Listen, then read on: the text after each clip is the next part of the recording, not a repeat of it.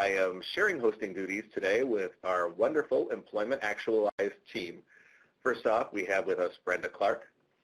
Brenda holds a Master of Science degree in Child and Adolescent Behavioral Health from the University of South Florida. Her focus areas include workforce inclusion, diverse career possibilities, and increasing the culture for expectation of employees with intellectual and developmental disabilities.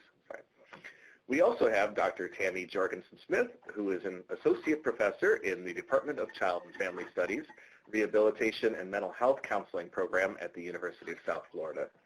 She maintains a formal affiliation with the Florida Center for Inclusive Communities on our employment team. Dr. Smith's research focuses on the development and implementation of innovative, customized employment models to promote full inclusion and self-determination for people with disabilities. Last but certainly not least, we have Dan Souders, a core member of our FCIC team. He works tirelessly behind the scenes on the technical end to ensure that we enjoy an immersive virtual conference experience. If you are viewing the conference as a member of a group registration, please take a moment to add your name to the space provided on the conference lobby page. This is the page that was displayed when you logged into the conference. At the conclusion of the conference, please take a few moments to complete the evaluation. Once you complete the evaluation, you will also receive, if you need, a certificate of completion, and there's also a bonus resource that's available to you at the completion of the evaluation. Link and QR code will be displayed at the end of our time here today. Please note that both the group sign-in for verification purposes and completed evaluation are required to receive a certificate of attendance for continuing education credits. Handouts for each presentation will be displayed for download at the end of each session. Handouts can also be accessed through the conference website, where the session information will be displayed after the conference. Thank you so much for taking the time out of your busy schedules to participate in this virtual conference event.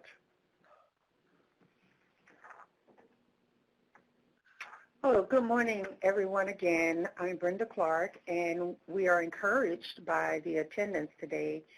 And I'm pleased to introduce our keynote presenters from Disability In, formerly known as the Business Leadership Network, or BLN.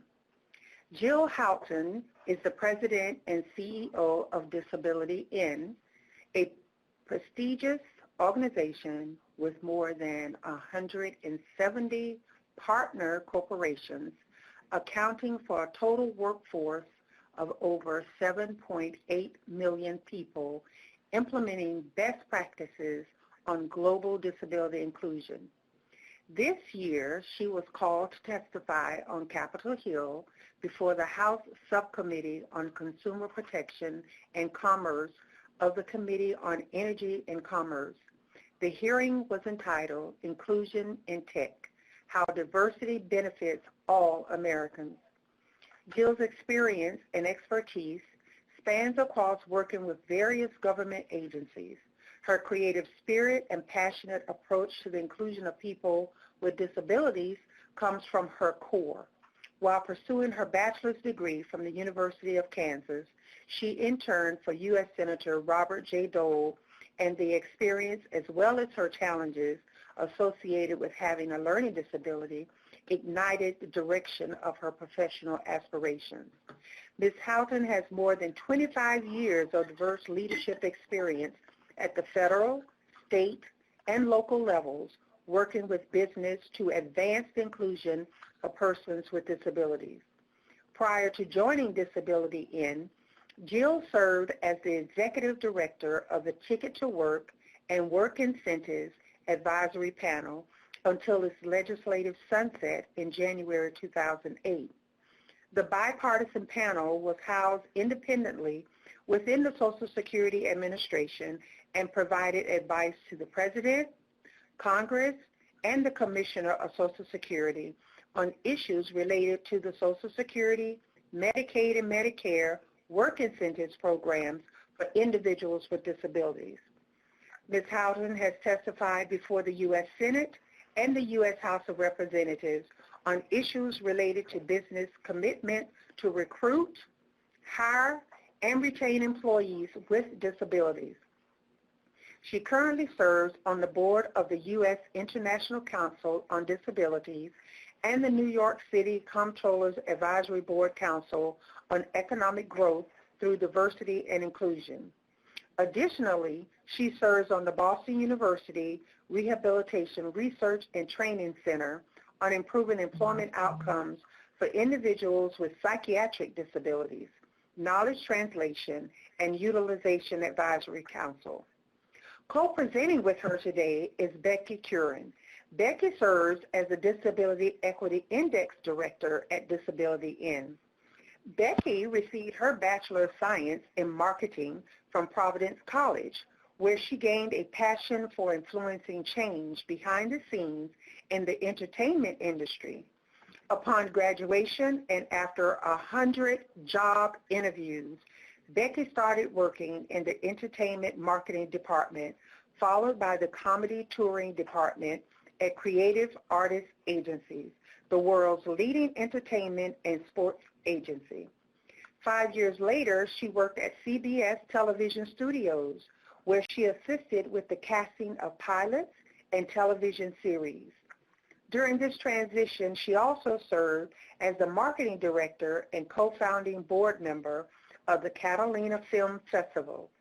She also founded Disability in Media, which focuses on positive disability inclusion storytelling through social media. After her 6.5 years of working in the entertainment industry, Becky launched a public speaking business, a prolific public speaker and advocate for disability inclusion on a global scale. She has spoken at over 100 venues, including schools, corporations, nonprofit organizations, and government agencies throughout the United States and Kenya. She is really passionate about disability inclusion in schools, the workplace, and everywhere else. More recently, she spent 3.5 years working in the Equal Employment Opportunity, EEO, and Diversity Department at Screen Actors Guild American Federation of Television and Radio Artists, the SAG-AFTRA as we know, the world's largest entertainment union. As SAG-AFTRA, she supported the implementation of a national diversity plan of action to achieve accurate representation of those groups historically excluded from the entertainment and news media. Becky serves on the Board of Advisors for the National Center for Disability Journalism at Arizona State University. FCIC appreciates both Jill and Becky's interest, support, and willingness to share their knowledge, experiences, resources, and information to advance business opportunities to achieve equality, empower corporations to take advantage of disability inclusion and diversity in the workplace. Becky, welcome to Florida, and Jill, welcome back to Florida. Thank you, Becky. Thank you so much for having us. We're really excited to present to the group today. Seems like an amazing event and awesome that you're in your 4th year. I'm just going to switch over to the next slide.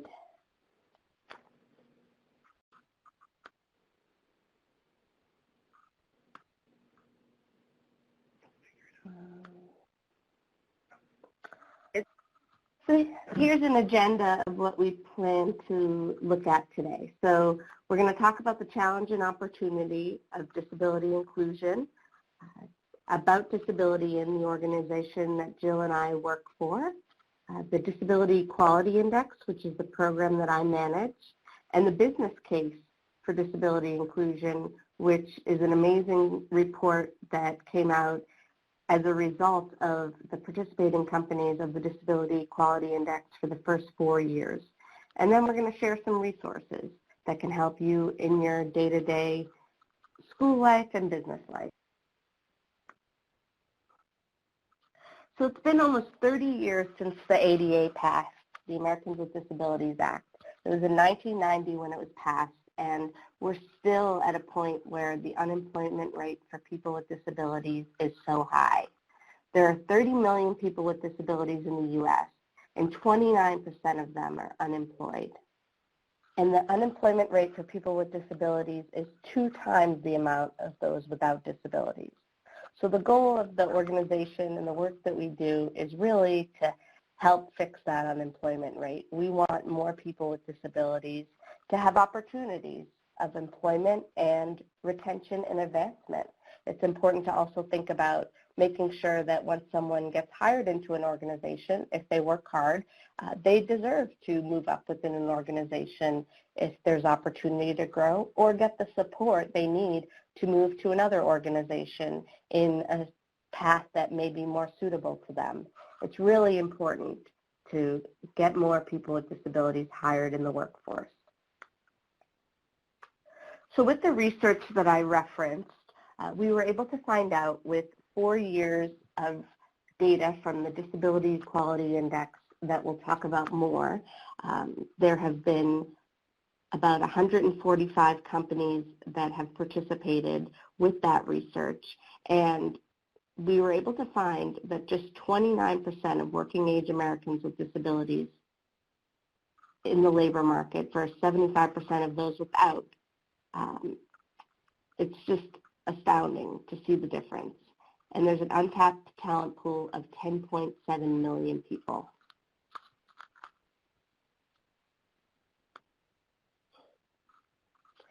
At Disability Inn, it's an amazing organization that I'm proud to work for. Jill, who will be joining us, is an amazing leader, and it really is meant to work with business, be business's partner, to be more inclusive of people with disabilities in their workforce and people with disabilities as consumers. So our network consists of 180 corporate partners, and it's meant to expand opportunities for people with disabilities across an enterprise, and that includes retention and advancement that I had mentioned. Jill has just joined us, and she will be tag teaming with me here and taking the lead on this, but I just want to say that we have 39 affiliates around the country, and they're working hard on the ground to make sure that disability inclusion isn't forgotten in businesses on the local level as well. And we'll talk more about additional work that we do shortly. Good morning. Jill, can you hear me? yes, you're good.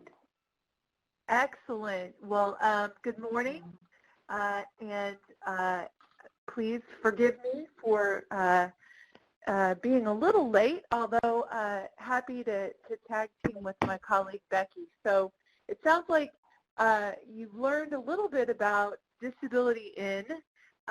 On the screen you see, this is just a cross-section of who our board members are. So just wanting to demonstrate that at Disability Inn, we are a representation of corporate America, and we are the place where corporate America and talent with disabilities come together. So you can see our board chair is Jenny Lay-Fleury, the Chief Accessibility Officer from Microsoft. Jenny happens to be deaf. Our vice chair is Regina Hayward, the Senior VP and Head of Supplier Diversity at Wells Fargo. And our Secretary-Treasurer is the Chief Diversity Officer at Lowe's Corporation. And I just call these people out because I think it's important to recognize that these leaders of our national board sit in different places in corporate America within their companies. So Jenny sitting within technology versus somebody like Regina sitting in procurement. And that's by design, because disability is something that runs throughout a corporation. It doesn't just fit in HR. So just wanted to possibly call that out.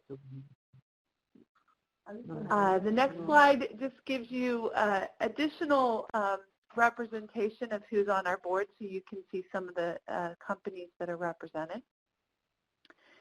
And now I want to talk a little bit about an effort that, and Becky, I don't know if you want to weigh in here. What I will say is that we lead something called the Disability Equality Index, and the reason why we started this program in partnership with an organization called the American Association of People with Disabilities is because our partners, business, asked us, what does good look like? How do we know if we're on the right path towards disability inclusion? Where do we start? And this is a program that's led by Becky. Becky, do you want to weigh in here at all? Absolutely. So the Disability Equality Index is a benchmarking tool that's meant to help business get better, find a roadmap on identifying low-hanging fruit of things they want to improve tomorrow or things they want to improve 5 years down the line. It's really meant to set up an infrastructure that will help them be more inclusive internally within their organization and externally facing if they are a public-facing company with consumers. And this tool was modeled off of the Human Rights Campaign's Corporate Equality Index, and we had a group of people who come from business and advocacy. We work very closely with the Association of People with Disabilities in order to identify those questions that are important to the disability community, but also making sure we're helping business get better and what are reasonable ways to ask those questions. So we formed an advisory committee, and it's 50% business, 50% advocates. A lot of the business people call themselves business advocates, and they come together and talk about the questions, talk about the results year after year, and we try to get stronger with it, try to really identify those questions that will help the community feel productive, productivity tools within the workplace. This is Jill speaking, just to put a little interaction out there. How many of you have heard of the Disability Equality Index, or what we refer to as the DEI? Just going to give you an opportunity to put a comment out there if you've heard of it.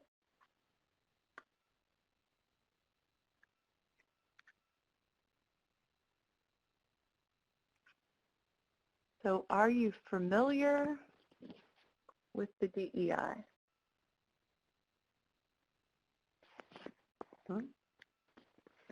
All right. Moving along here. We have a chat box in the left where some people have said they have heard it. One person said they fill it out every year, and then one person said first time. Excellent, excellent. So there's a little bit of a mix. Awesome. So for those of you that are not familiar with it, the tool really, like we talked about, disability inclusion lives across the business. So it measures 6 different categories. The first category is culture and leadership. The second category is enterprise-wide access. Third is employment practices. The fourth is community engagement. The fifth is supplier diversity. And the sixth is non-U.S. operations. We've got the link on here to disabilityequalityindex.org because the survey itself lives in the public domain. So you can go to this site and you can click on the benchmark questions, and you can actually download the whole survey, and you can see specifically what the survey entails.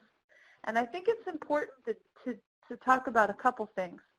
First of all, with each of the questions, there are weighted questions and non-weighted questions. So you have to answer, a certain number of weighted questions affirmatively in order to get the points. And with each question, you have to substantiate your answer. So this isn't just a check the box kind of activity. This is really intended to be a tool to help business advance their policies and practices around disability inclusion. And I'll tell you, we're in the 5th year. This is our 5th year, and this is the first year where it's gotten a little bit harder, meaning that some of the questions that lived in the survey as unweighted or non-weighted became weighted. And we've added, we took supplier diversity and we made it its own category for the first time, worth 10 points. And then we added a non-weighted category around non-U.S. operations, because we're wanting to start to look at what's going on outside of the U.S. In terms of participation, this data relates to 2018 because that's our most current data that we have, because the 2019 survey right now is active, meaning people are in the process of completing it. It's a 40-hour, it takes companies on average about 40 hours to complete this activity. But so in terms of 2018, the number one top participating industry was financial services at 22.5%, followed by the tech industry at 13, healthcare at 11, insurance at 10, you know, on down. So a real diversity. We can tell you that over 25 industries participated in 2018. And just to give you a little flavor, I think when we're out there and we're talking about the Disability Equality Index, frequently people want to know, well, who's participating? And I think that the beauty of a tool like this is that,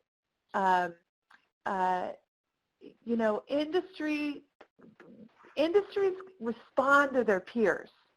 So if I am, for example, in the financial services industry, then I want to know what my peers in that industry are doing, and I want to know how they're doing, and I probably want to be doing better than them.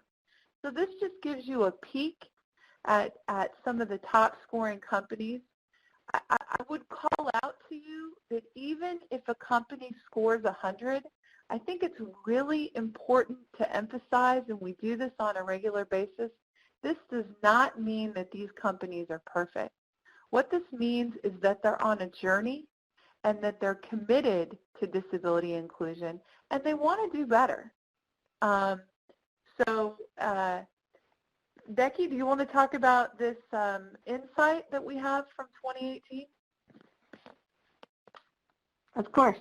So this is Becky, and some insight that we were able to find out with the data from the 2018 results of the DEI was that 44% of companies make all job candidates aware of the opportunity to request an accommodation.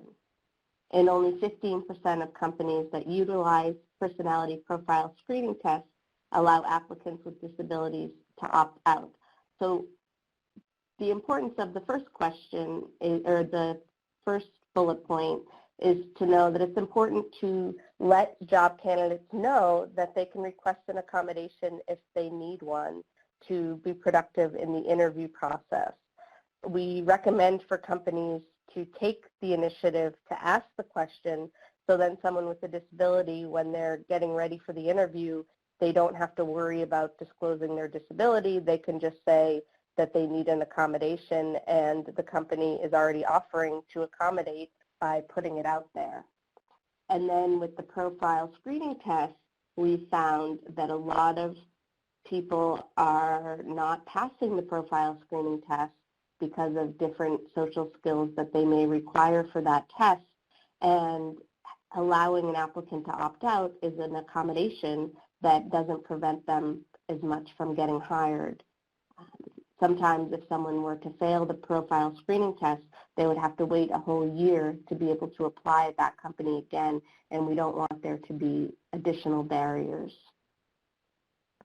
And there's really a big opportunity here, and as I was mentioning, there are those low-hanging fruit and longer-term goals that companies may choose to make after they take the DEI, but taking that initiative, making interview candidates aware of the option to request an accommodation really allows for a more comfortable setting on both ends, and allow applicants with disabilities to opt out of the personality profile screening test, because at the end of the day, they're applying to the job that they saw a job description for, and it may not even have anything to do with it, and we just don't want there to be additional barriers. So this is an example. This data, this insight that we're sharing is something that we gathered from the 2018 survey, and we try to take this data every year from the Disability Equality Index and then use it, take this data back to your company and use it internally to make your case on why you need to be doing these things. So in 2018, I should have said that there were 145 companies that participated. 97 of them were Fortune 500 companies. So we're sharing this data with you because we want you to take it and use it. And all of these insights can be found at the disabilityequalityindex.org website. In fact, you can find the 2018 report. This next insight that we want to shine a light on has to do with enterprise-wide access. And, accessibility is a really important thing. And it's not just accessibility of technology for people who are blind, right? It's accessibility of technology for everybody. Everybody benefits when things are accessible. And what we found is that only about 55% of the 145 companies that participated in 2018 had a company-wide external and internal commitment to digital accessibility. And we see that as a gap and as an opportunity. So if we're talking about internal accessibility, let's think about things like if you have a payroll system, is it accessible to everybody? Do you know the answer to that? If you have videos that are on your intranet, are they captioned? Are they accessible? Are they audio described? Things like when you're requesting travel, a lot of these internal tools we're finding are not accessible. And if you're going to attract this talent in the door, then we know you want to retain and grow your talent. And a key part of that equation is accessibility and building that on the front end rather than as a bolt-on in the back end. We find that a lot of our partners are paying attention to this externally for a whole lot of reasons. Maybe you're customer-facing and you want to really attract all customers, or maybe you've been sued. But what we're trying to do is to help business pay attention and address this issue internally and externally, not from a compliance standpoint, but from a competitive advantage standpoint. Becky, you want to talk about this next insight? Yeah, so this is Becky. In the community engagement category, we were able to find out that 71% of DEI businesses have a smartphone app available for use by the public. Usually this is companies who are public-facing, but just 34% of them have audited the app for accessibility. So there's a barrier for those people who may be trying to access the app who prefer to have an accessible app, and it's important for them to look out for that. If you have a mobile app, it's important to audit it for accessibility. It'll be a game changer for the whole community and for consumers as they're trying to access the app. Excellent. All right, so this next section we want to talk about how we took the first 4 years of data from the Disability Equality Index, and we did a deep dive with our partner at Accenture because we wanted to answer the question, do companies that include people with disabilities perform better financially? So, one of the things that we have heard for years and years and years is that business wants the business case. And quite frankly, the business case has not existed. The business case like corporate America uses for women, for minorities, for really elevating and advancing these important issues. We didn't have the case. We have a bunch of stuff that says things like, you know, providing accommodations for people with disabilities on average costs $500 or less. Okay, that's not the business case. So we really wanted to be able to answer this question, do companies that include people with disabilities perform better financially? So Disability In and AAPD, our partner, joined forces with Accenture. And we worked with a whole team of people at Accenture. I'll tell you, it's really cool. The General Counsel and Chief Compliance Officer at Accenture, Chad Jurdy, really championed this research. And ironically, he's a person who was in a car accident, hit by a drunk driver and lost a leg. So he's actually a very senior leader in Accenture, and he happens to have a disability and be out about it. And he supported this research, and here's what we found. We found that the answer is yes, that businesses that include people with disabilities outperform their peers. We found that on average, they have 28% higher revenue. They have 2 times higher net income. They have 30% better performance on economic profit margins. And this one we were really excited about is that for companies that have participated in the Disability Equality Index and over time have improved their score, they're 4 times more likely to have total shareholder returns that outperform their peers when compared to non-improvers. So why does this matter? Why does this business case matter? This business case matters because it provides business with the information that they need to elevate this issue to the C-suite, to elevate this issue to the board level, to put it on the board agenda just the way you put women in governance. This, begins to take the conversation to that level. You can actually see the full report if you go to accenture.com/PWD. It lives in the public domain and is out there, and we encourage you to take it and use it to help advance your work. I will tell you a little story about in terms of what we've done with this business case. So when we unveiled this business case with Accenture, we did it by design. We could have done it anywhere, right? We could have gone to Accenture, North American headquarters. We could have gone to Washington, D.C. and been on the Hill, but we chose to go to the New York Stock Exchange. And we did that for a reason, because that's the home of American capitalism.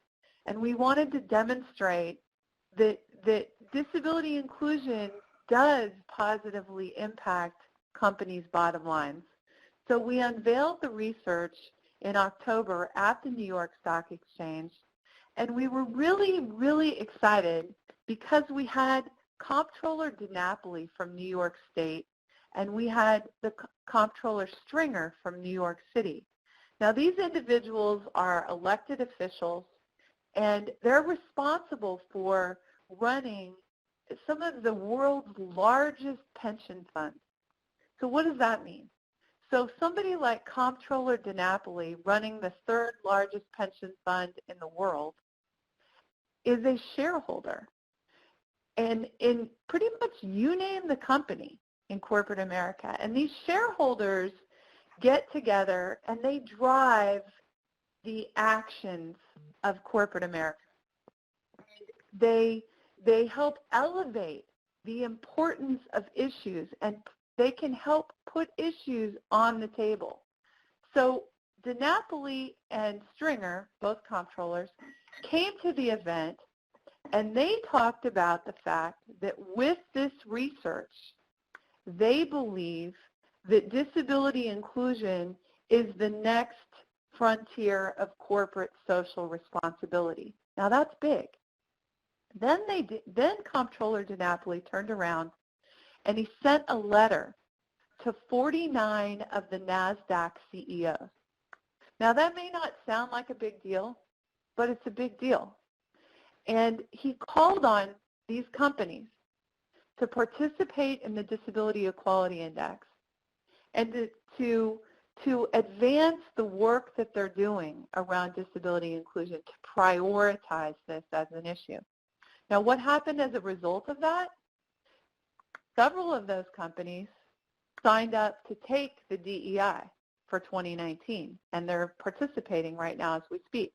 We maintain the confidentiality of the companies that participate until the scores come out. And when the scores come out, we celebrate those that scored an 80 or above, and we don't talk about the companies that scored an 80 or below an 80, because it's a carrot, not a stick, and we're not here to shame corporate America. We're here to help business do better. So Comptroller DiNapoli sent that letter, and I think, you know, there's a lot more things that are going to be coming as a result of this work.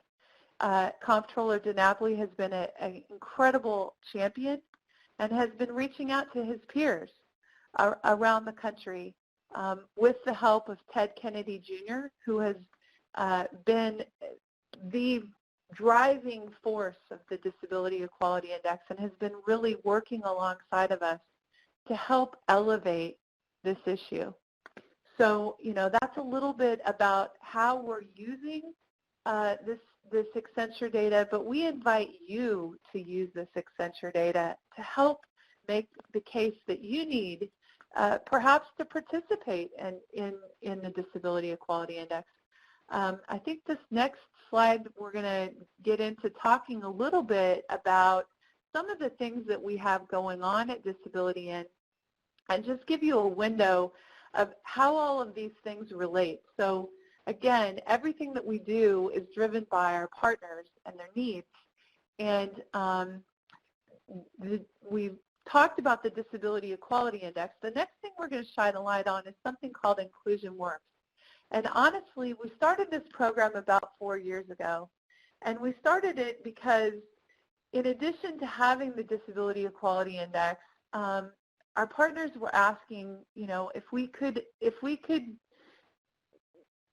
help them beyond the Disability Equality Index. And so we were able to secure some funding from some foundations, the Poses Family Foundation and the Stanley May and Smith and Charitable Trust, and then start to build kind of a cohort, if you will. So a group, initially it was 6 companies, and the thinking was that we would bring these 6 companies together and that we would, you know, meet them where they're at and customize our offerings and give them access to disability inclusion experts, provide in-person and virtual training, and really create this community and track their hiring data quarterly, and then turn around and share it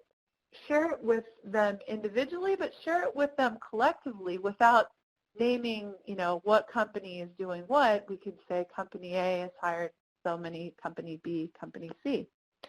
And over time, this Inclusion Works has grown.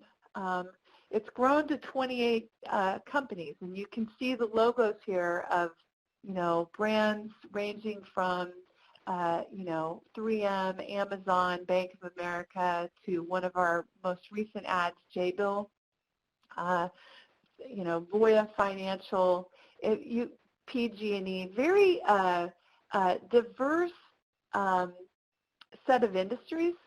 And it's very interesting because, you know, some of them may be really good at, like, let's pretend one of them is just really has an excellent centralized accommodation fund, and maybe another one doesn't.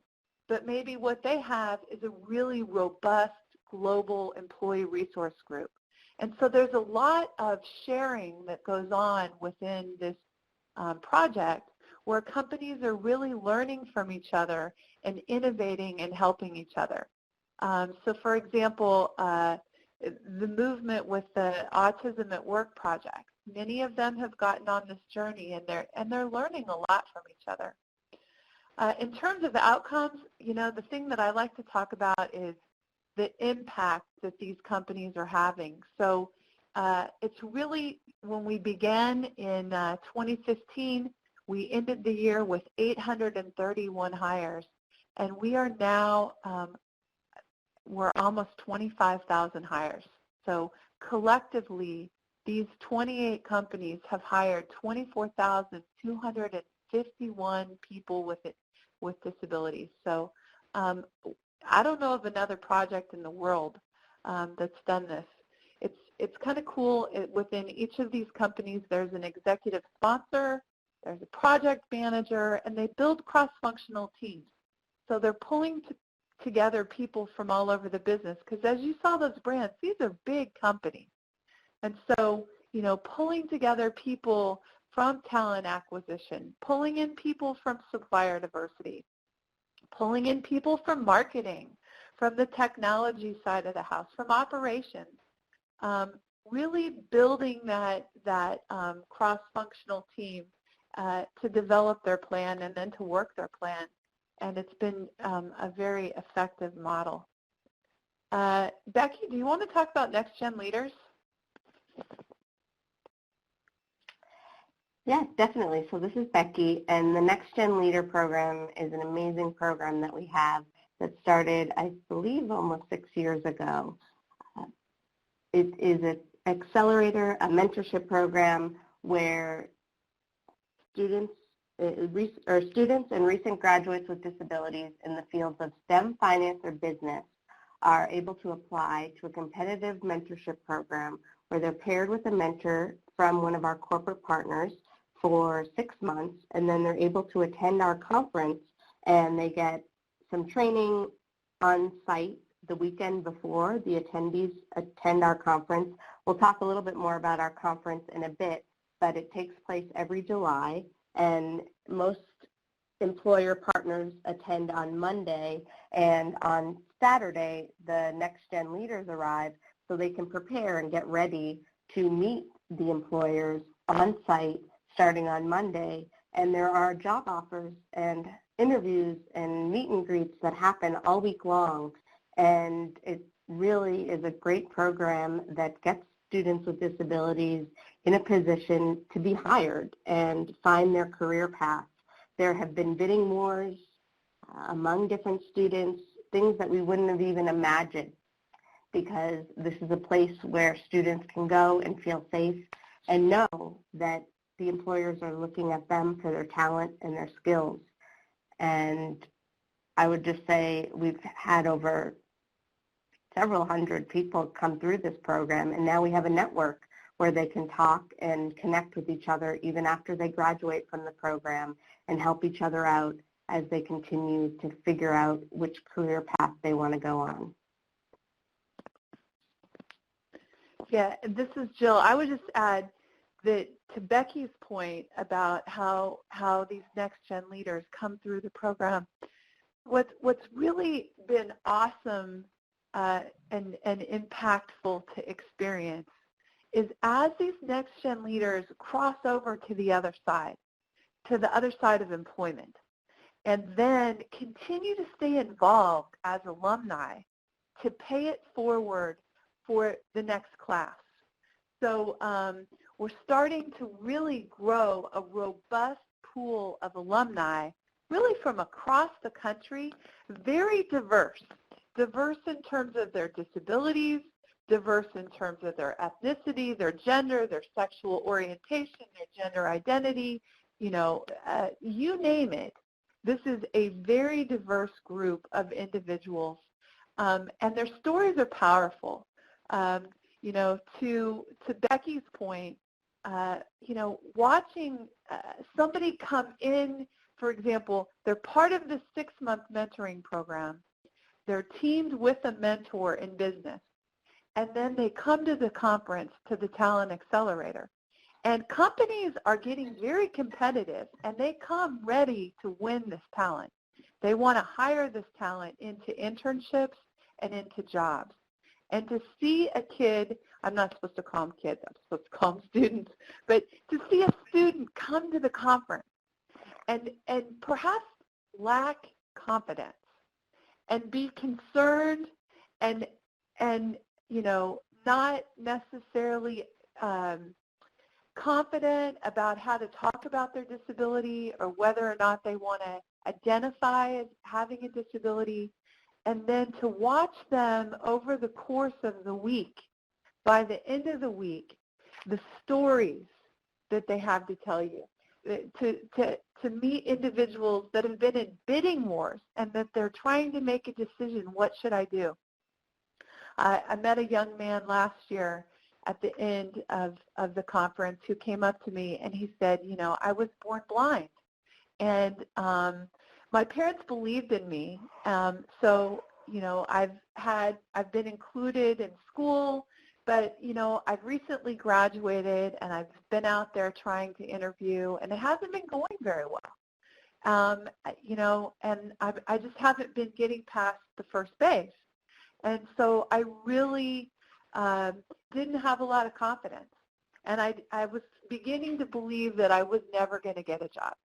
And he, you know, he was like, I just want to thank you because I'm leaving here with an invitation to fly to Philadelphia for a next round interview with a financial services company, and I've got another interview to fly to New York for another company. And then he followed back up with us and he said, you know, I got the job at Accenture. That's power.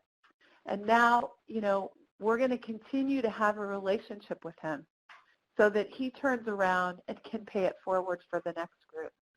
So again, everything that we do is build on our partners. So when you see this data in terms of who's in this year's class, you can see that there's 60% STEM, 18% business, 12% finance, and 10% other. And that's by design because that's what our partners are asking for. And so that's good for our partners, but it's also good for these students. Okay, so the next thing that we have is it's kind of unique, I think. So we were approached by Walmart and IBM, and Walmart and IBM said, in our supplier diversity programs, in our procurement programs, we work with third-party organizations, right? Like we work with the Women's Business Enterprise National Council. And if we do business with a woman business enterprise, then we send them to WeBank to get certified. Or if we work with a minority-owned business, we send them to the National Minority Supplier Development Council, NMSDC. Or if we work with an LGBTQ-owned business, we send them to the National LGBTQ Chamber, NGLCC. And so they have all of these third-party certifying entities that they work with, and they said there is not an entity that does this in the disability space, and we believe Disability In is the place. So in response to our partners, we joined forces with them, and actually we formed partnerships with the other third-party certifying bodies. And, you know, to our surprise, they all said, we will teach you everything that we know. And so we joined forces with WeBank and actually the National LGBTQ Chamber, and they helped us. And so we are now the certifying body for disability-owned businesses, service-disabled veteran disability-owned business enterprises, and veteran disability-owned business enterprises. And so what does that mean? So it's a pretty rigorous process where a company submits an application, and they have to demonstrate that they're 51% owned, operated, controlled, and managed by a person or persons with disabilities. And we used the definition of disability in the Americans with Disabilities Act, that somebody has to have a significant impairment that impairs one or more major life activities and have a record of. We did not use the prong that says being regarded as. And they have to submit documentation, tax records, a lot of stuff, and it's a 90-day process. It goes through our certification committee. There's a site visit involved, so we have volunteers across the nation that come and review people's applications, and then they come out on the other end and they get certified. So we are really happy to say that we lead the global certification for disability-owned businesses, and we're the only entity that does that. Becky, you want to talk about the committees? Yes. So this is Becky. We have an ERG-BRG Leadership Committee. This is a committee of people who are involved with the employee resource groups, or they may call it a business resource group within their organization, sharing best practices. I would say one of the most amazing things about the organization and all the work that we do in the conference, everything that goes on, is direct competitors are willing to talk to each other in order to get better when it comes to disability inclusion within their workplace or around the world. And this is a way that these leaders can gather and share best practices. And then we have a global roundtable, which is a newer committee of ours because we want to go global. We changed our name this past summer from the U.S. Business Leadership Network to Disability In, because we wanted to take U.S. out of our name, and we wanted people to know that we're passionate about disability inclusion. And this also means that we want to go global. We want to understand what's going on outside of the United States when it comes to disability inclusion inside and outside of the workplace. And this is a committee that's able to share those best practices. And then a procurement council. This is related to supplier diversity. The people who have leadership roles in procurement within their organization are able to share best practices. And this is Jill, and the thing that I would call out is that the reason why we create these kind of bodies is because our partners are asking for ways to engage across the business. So, you know, it's not just about taking something like the Disability Equality Index, but it's finding ways to engage people. So, you know, with the ERG-BRG Leadership Council, this is an opportunity for employee resource group members or perhaps chairs or co-chairs to not only, you know, engage with themselves, but to engage across industries and to come together and learn from each other. Because what one company is doing well, another company has lots of room for improvement. And so everybody's on this journey. So they work on projects. So like the ERG-BRG Leadership Committee has developed a toolkit where they've put a lot of information out there to share what they're doing. So for example, many companies have self-identification campaigns going on. That's probably really driven by the being a federal contractor. You know, a lot of these federal contractors are accountable to something called Section 503, which was a regulation that was updated a couple years ago, was modernized. And it basically calls on federal contractors to identify, you know, to have 7% of their workforce across job groups identify as being people with disabilities. And so many of our partners, predominantly all of our partners, have done what we call self-identification campaigns to try to baseline where are they at in terms of their percentages. And so through things like the Employee Resource Group Leadership Committee, it's a place for people to come together and learn, like, hey, here's how we did our self-identification campaign. You know, many people have done their campaigns, and then they've linked the campaign not only to encourage people to identify as being a person with a disability, but they've linked them to information on how to request an accommodation, how to get involved in an employee resource group, et cetera. the Global Roundtable is a committee that's really embarked upon two projects currently. One, they're working on internal accessibility, so they have a group. I think that this is we shined a light on this data earlier from the Disability Equality Index, and this is a really hot topic, and I think it's one that many of our partners are struggling with because you use a lot of outside vendors to do things like build, your payroll, et cetera, and a lot of these tools are not accessible. So they have an internal accessibility committee, and then they also have a committee where they've really looking at global best practices, across the world, and they've put some resource directories together. And then the Procurement Council has really been diving deep into including disability-owned businesses in supplier diversity and kind of really measuring, goal setting, et cetera.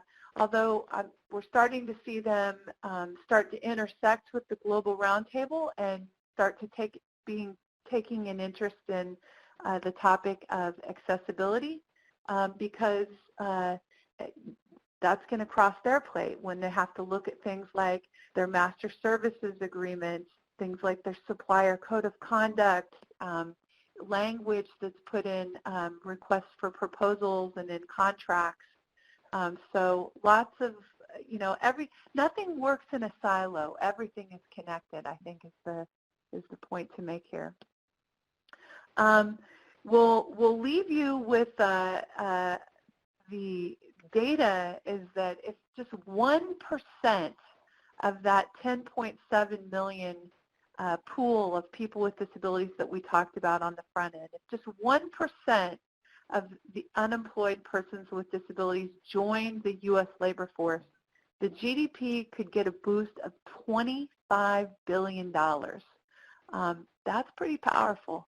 And so, that drives us, and it drives our partners to continue to want to do more to advance disability inclusion and equality. And I would tell you that the place to be, if you really want to come and you want to learn from your peers, whether it's learning about workplace practices, learning about, what's going on in your supply chain, from a technology standpoint, having access to this next-gen talent, doing matchmaking with disability-owned businesses, our conference is a place for that.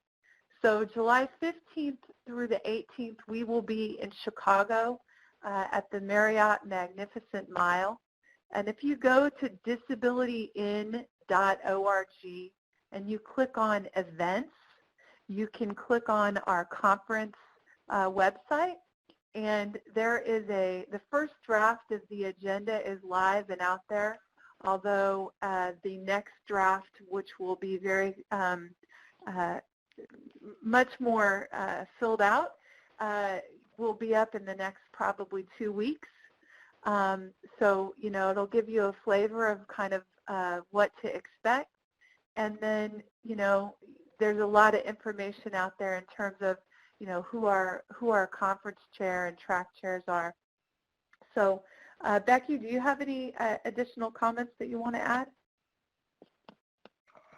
I would just second that the conference is amazing. And I would say another thing just about the Next Gen program, one of the most valuable pieces of it is getting that constructive feedback. I think a lot of times people may hesitate to offend or give people the proper feedback, but in order for people to improve and move up within their careers, constructive feedback is very important. And I would say that all of the work we do allows for those conversations to help people get better, and we hope you'll join us at our conference.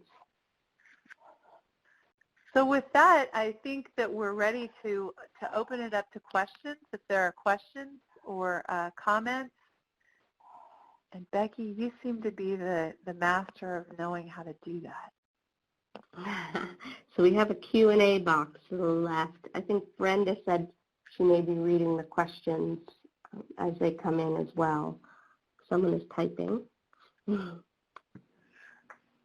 Yes, that's correct. So to the left of your screen, there's a Q&A box. You guys did an awesome job. And I just want to make just a couple of comments that Kathy Davis, she's our Florida Vocational Rehabilitation Business Relations Administrator, and she is in the room as well.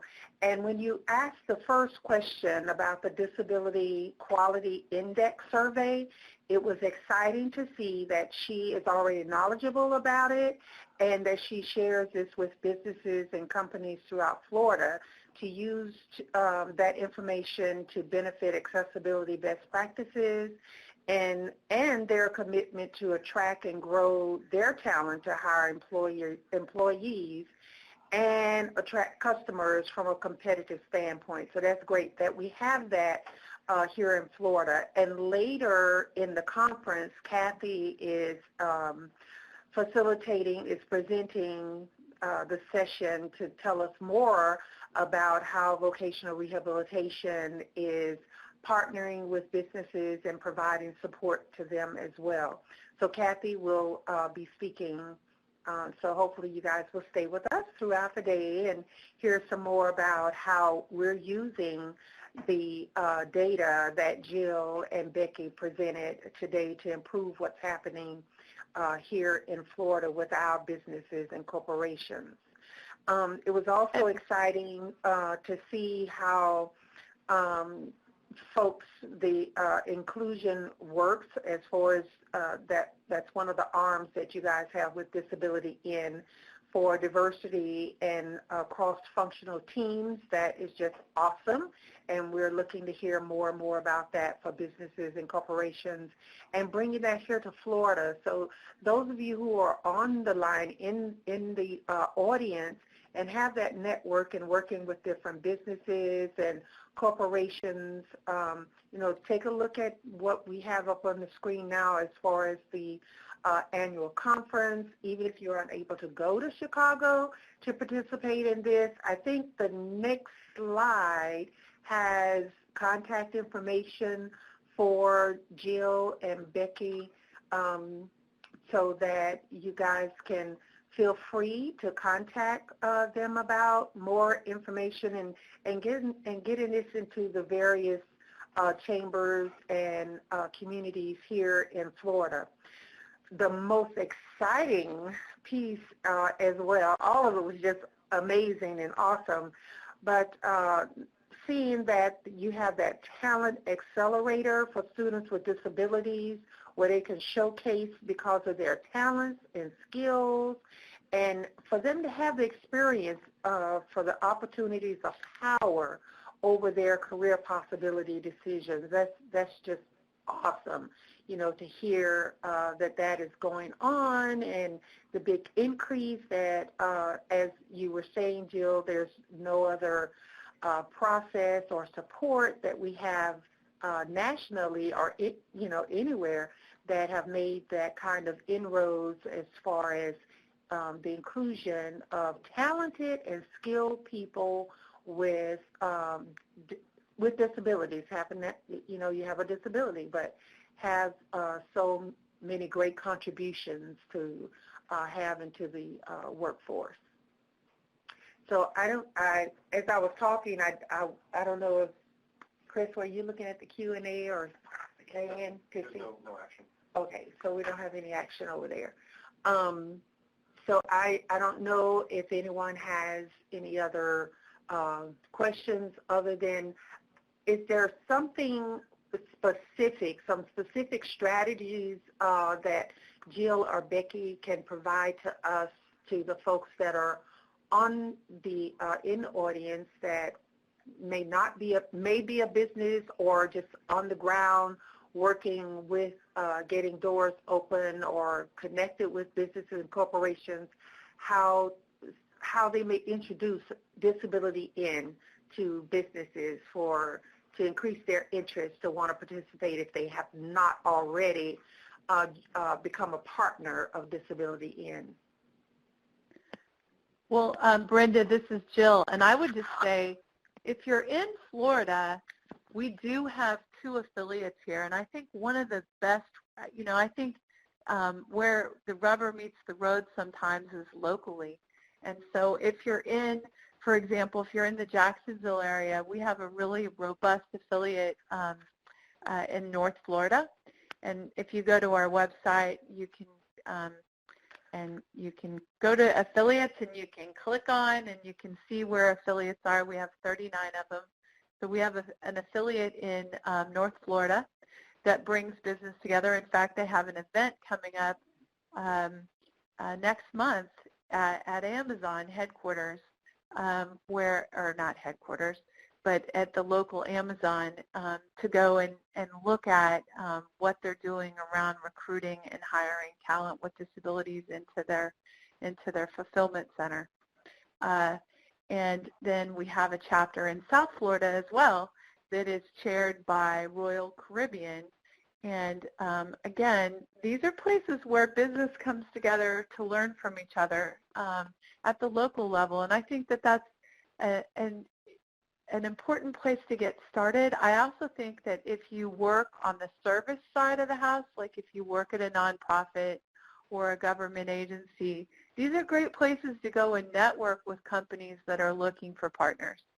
Because behind every, maybe not every, but behind many success stories of our partners, they're the result of the company teaming up with a local resource to help them. And I guess in addition to that, I would just take a moment to applaud the work of your next speaker, Kathy, who is the employment point of contact here in the state of Florida, and she's fabulous because many times business, if they're calling, a state agency for help, a lot of times you don't get to the right person.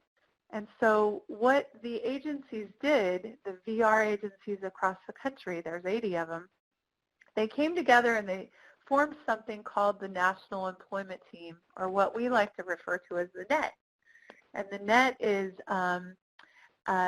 really brought together these points of contact, and it's been a great resource for us at Disability In because we like to link our partners directly with these points of contact. So for example, if we have a partner in Florida and they're looking to source talent, or maybe they have an accommodation question, et cetera, a lot of times what we're going to do is we're going to pick up the phone and we're going to call someone like Kathy to come out and to work with that company.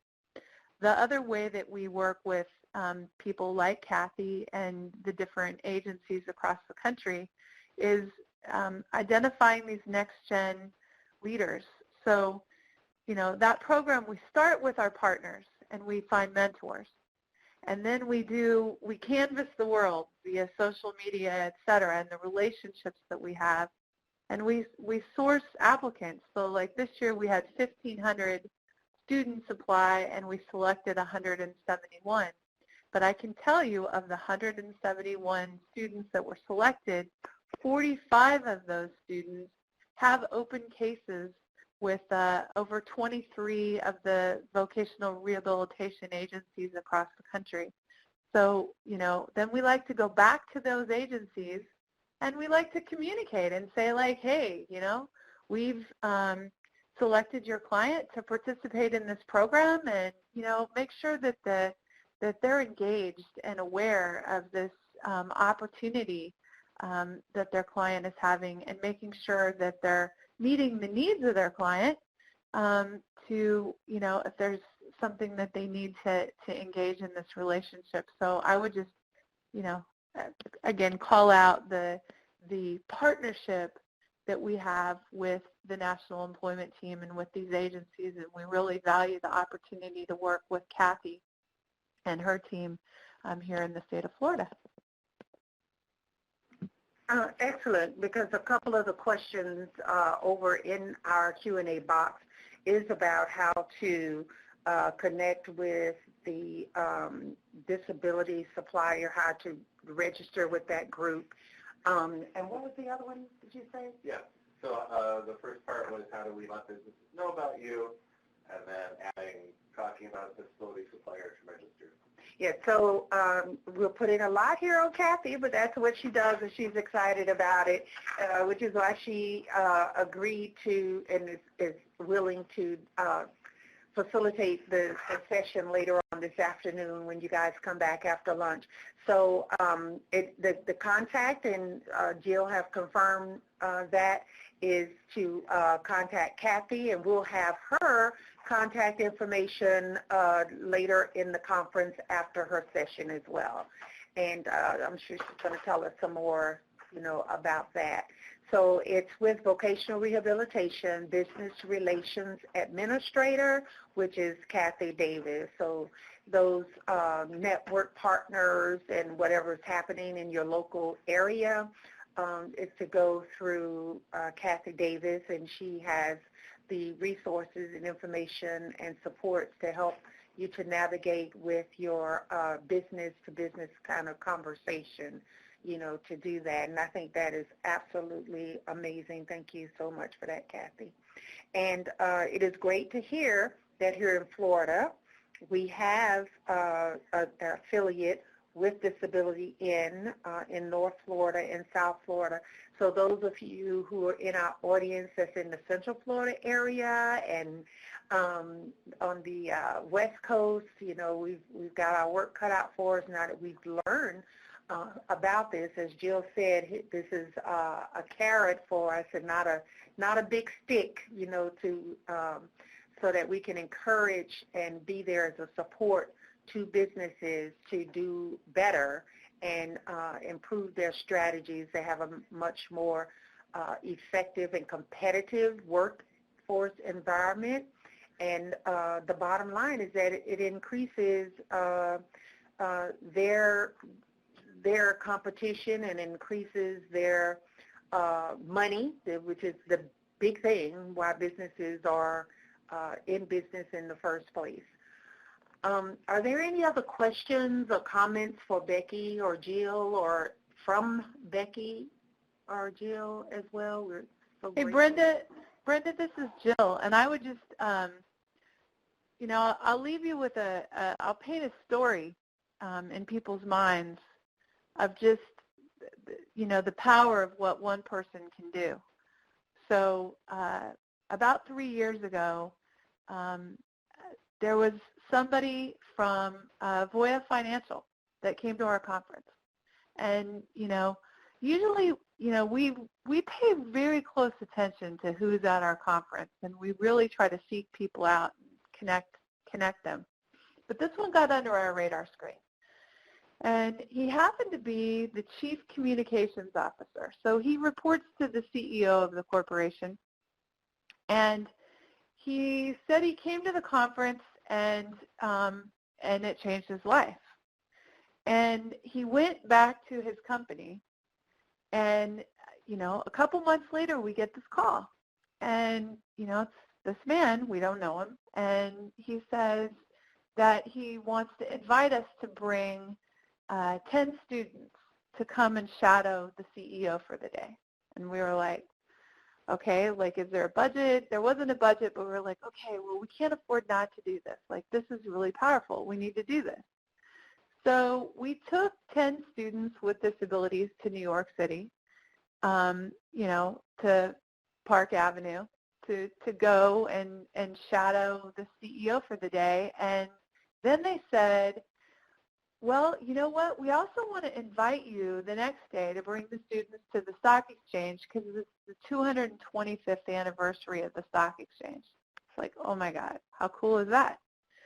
So we bring these 10 students with us, and they spend time with the CEO, and they spend time with the traders, and they spend time in marketing, and they got to go really around the business and ask questions and spend the day. And then the next day we were with the CEO again, and we got to go to this special event and learn about the history of the stock exchange. And then they got to go on the floor, and they got to ring the bell and, the closing bell. And it was really it was a life-changing experience. And there was a gentleman with us, one of our next-gen leaders named Sumesh, who was born in Nepal, and he has cerebral palsy, and in his culture,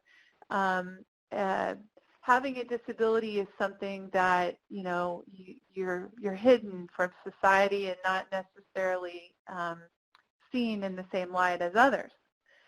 And so, you know, he somehow or another got himself here, and you know, it was in Colorado, and we brought him out for the day, and you know, he asked the CEO, he made a real impact on the CEO, and he asked the CEO at the end of the day, you know, how do I get one of those blue jackets? Because the traders that work on the floor of the stock exchange wear blue jackets. And this, you know, the CEO said, well, you have to work here. But as we were leaving, like, one of the guys on the floor, like, came and, like, gave this guy the blue jacket. And, like, it made, like, this huge impression on the CEO and on the kid, on the student, and on everybody that was there. And then the story just continues, you know, it continues. Now this company's, they're participating in the Disability Equality Index. They're participating in Inclusion Works. They came to the conference last year, and they brought a whole team, including their CEO, and he stayed the whole entire conference. That's, like, unheard of. And then following that, I went in and I met with their senior leaders, all of his direct reports, and the topic was disability inclusion.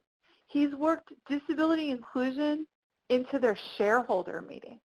He's worked disability inclusion into town hall meetings that he's doing with their top talent.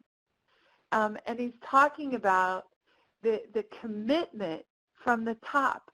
So, you know, it's something that now in that company, it's at the top, it's at the bottom, it's in the middle, it's all the way around.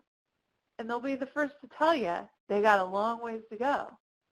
But it's powerful that one person came to one conference and took it back to the business, and then to see 3 years later where they're at. And the power of telling that story is because that may be you. And it may be just this conversation that it takes for you to go back to your company and to be that, you know, that to start that wave. That's all it takes. That and a lot of hard work. But I thank you for this opportunity, Brenda, and back to you. Thanks so very much. That's a great segue to remind everyone that this session is, we recorded it, and we will have it on our website in the Employment Library Resource section. So if you're that one person that is in our audience representing a whole host of network back in your local area, this is will be something to help you with being that one person, taking this information back to the others in your network or to another company. So we will have that available on our website so that folks can come and experience what you experienced today. We're offering this resource and information so that we can continue to improve here in Florida. And maybe the next time that Jill and Becky make a presentation, they'll be highlighting something that have occurred here in Florida as the one person that was in the audience that took the information back and looked at what is happening 3 years or 2 years later in the corporations here in Florida. With that, I am going to thank Jill and Becky again for taking out time, because I know there's a lot of work that you guys are doing, and we appreciate you sharing it with these folks in our audience. They're been very busy. I see a lot of people who typically come on for our monthly webinar series, and I appreciate your ongoing support and being in the audience and taking time to be with us throughout today. Please visit our website for more information about our programs, projects, and how you can get involved.